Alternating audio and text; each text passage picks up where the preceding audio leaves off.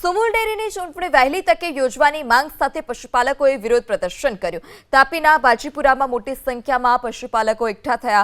સુમુલ ડેરીના એમડીને બોલાવી પશુપાલકોએ ઉગ્ર રજૂઆત કરી।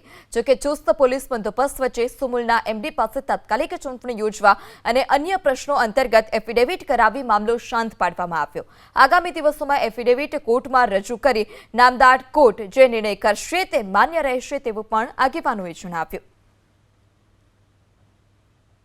ઘણા સમયથી છેલ્લા 5-6 મહિનાથી સુમુલની ચૂંટણી અનેક કારણોસર ડિલે થયા કરતી હતી। તેના બાબતે પશુપાલકોમાં આ સંસ્થા સાથે જોડાયેલા 2.5 લાખ જેટલા પશુપાલકોનું જીવન હોય અને અકળાટ અનુભવતા હતા ચૂંટણી બાબતનું।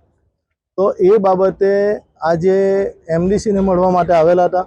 એમડીસી હાજર રહીને કોર્ટની અંદર જે કંઈક 2 કેસો છે એ બાબતે સંસ્થા ચૂંટણી કરાવવા સંમત છે એનું એફિડેવિટ આજે એમડી અહીંયા નોટરી કરેલું છે અને આજે રાત્રે જે વકીલો છે સંસ્થાએ રોકેલા એ વકીલોને પહોંચી જશે અને કાલે સવારે કોર્ટની અંદર એમના વકીલો દ્વારા એ એફિડેવિટ કરેલું નોટરી કરેલું પત્રક એ પ્રોડ્યુસ કરશે।